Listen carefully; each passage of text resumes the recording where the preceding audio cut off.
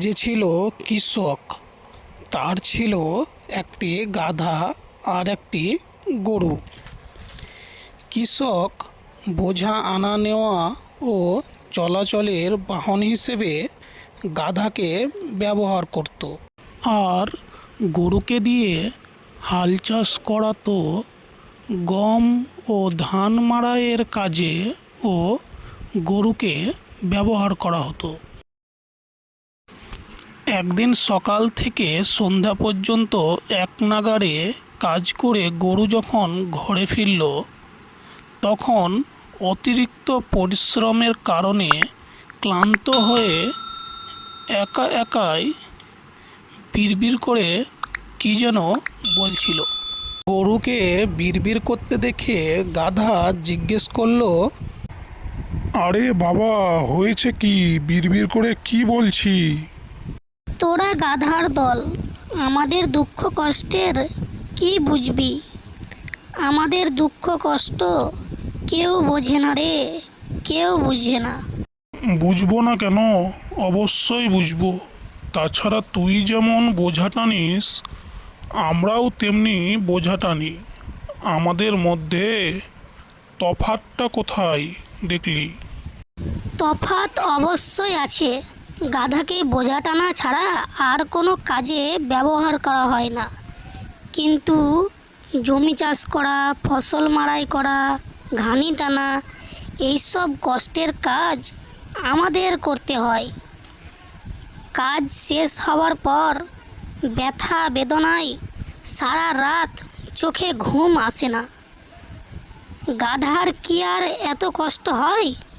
গরুর এত কষ্টের কথা শুনে গাধার মনটা খারাপ হয়ে গেল। গরুকে কষ্ট থেকে রেহাই দেওয়ার জন্য সে একটা বুদ্ধি বের করলো। তুই যদি চাস তাহলে আমি এমন একটা বুদ্ধি দিতে পারি যাতে তোকে আর মাঠে যেতে হবে না। গাধার মাথায় বুদ্ধি আছে নাকি? না না, তোর বুদ্ধি অনুযায়ী চলতে গেলে আমার বিপদ আরও বাড়বে। শোন, মানুষ আমাদেরকে যত গাধা মনে করে, আমরা কিন্তু আসলে তত গাধা নয়।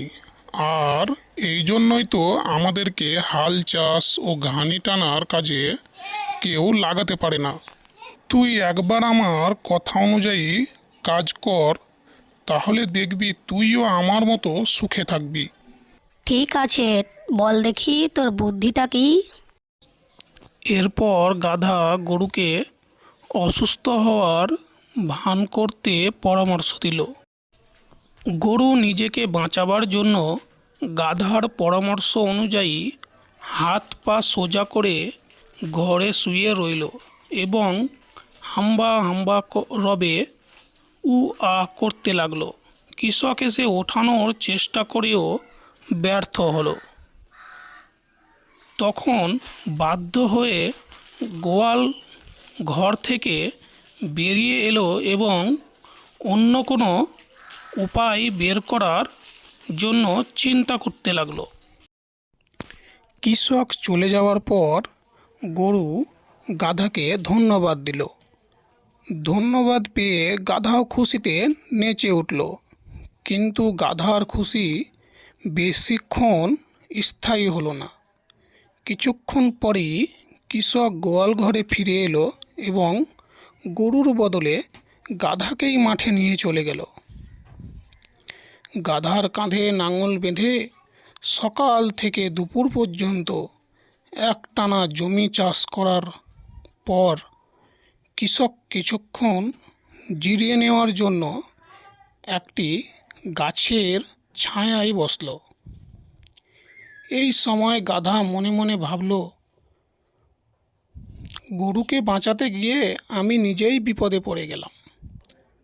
সত্যি সত্যি আমি একটি গাধা, তা না হলে এমন বোকামি কেউ করে? এসব ভাবার পর গাধা গভীর চিন্তায় মগ্ন হয়ে গেল। হঠাৎ সে গরুকে দেওয়ায় বুদ্ধিটা কাজে লাগানোর সিদ্ধান্ত নিল। সিদ্ধান্ত অনুযায়ী গাধা জমিতে লম্বা শুয়ে পড়ল। এবং কান ফাটা চিৎকার দিয়ে আকাশ বাতাস ভারী করে তুলল। চিৎকার শুনে কৃষক গাধার কাছে এলো। এরপর তাকে মাটি থেকে ওঠানোর চেষ্টা করলো, কিন্তু কিছুতেই ওঠাতে পারল না। এরপর কৃষক তাকে বেদম পেটাতে শুরু করলো। পেটাতে পেটাতে কৃষক বলল, মূর্খ কোথাকার, দেখতেই পাচ্ছিস গরুটা অসুস্থ হয়ে আছে। এরপরও জেনে শুনে তুই কুড়ামো শুরু করেছিস। তোর দুধ কোনো কাজেই আসে না, গোস্তেও কোনো ফায়দা নেই। তারপরও ভেবেছিস তোকে বসিয়ে বসিয়ে খাওয়াবো। আজ যদি কাজ না করিস তাহলে তোকে মেরেই ফেলবো।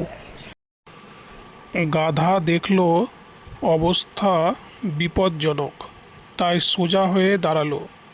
প্রথম দিকে বিরক্তির সাথে এবং ধীরে ধীরে মনোযোগ দিয়ে কাজে লেগে পড়ল। কাজ করার সময় গাধা বিড়বিড় করে বলতে লাগলো যে ভাবেই হোক আজ রাতে গরুকে কৌশলে পটাতে হবে, যাতে কাল সকালে মাঠে যায়। যাই হোক, সন্ধ্যা পর্যন্ত কাজ করে বাড়িতে ফিরল। গাধা বাড়ি ফিরেই সোজা ঢুকলো গোয়াল ঘরে। গাধাকে দেখে গরু নড়ে চড়ে বসলো আর বলল, মাঠ থেকে এলি নাকি রে? এবার নিশ্চয়ই দেখেছিস কি কঠিন কাজই না আমাদের করতে হয়। না না, মোটেই কঠিন নয়। আমার তো মনে হয় খুবই আরামদায়ক এবং সোজা কাজ এটি।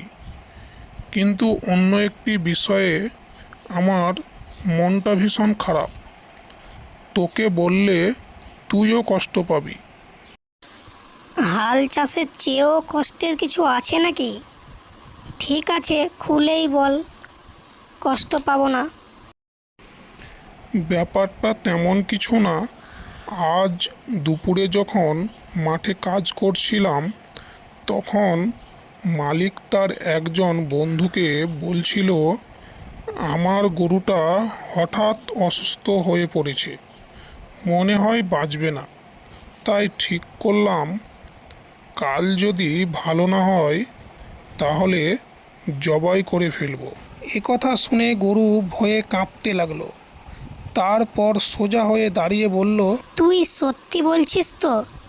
যদি সত্যি তাই হয় তাহলে কাল থেকেই কাজে লেগে পড়ব। মরার চেয়ে কাজ করে খাওয়া অনেক ভালো। তোর মতো গাধার বুদ্ধিতে চলতে গিয়েই তো আমার সামনে বিপদ এসে হাজির হয়েছে। আর কোনো দিন আমি তোর কথা শুনব না। তোকে এই বুদ্ধি দিয়েই তো আমিও কম শাস্তি পেলাম না। আমি তোর উপকার করতে গেলাম আর তুই কিনা আমাকে দোষ দিচ্ছিস। গরুর দল বড়ই অকৃতজ্ঞ। এইভাবে কথা কাটাকাটি মধ্য দিয়ে রাত পোহালো। পরের দিন সকালে কৃষক এসে গরুকে ধাক্কা দিতেই সে লাফিয়ে উঠল। তখন গরু ও গাধা দুটোকেই নিয়ে এসে মাঠের দিকে রওনা হলো। যাওয়ার সময় কৃষক তার ছেলেকে বলল, তুই একটা লাঙল নিয়ে আয়। গাধাকেও আজ থেকে গরুর পিছে পিছে হাল চাষের কাজে লাগাতে হবে। আর শোন, আর একটা মোটা লাঠিও নিয়ে আসবি। গাধা আবার বেশি দেরিমেরি করে।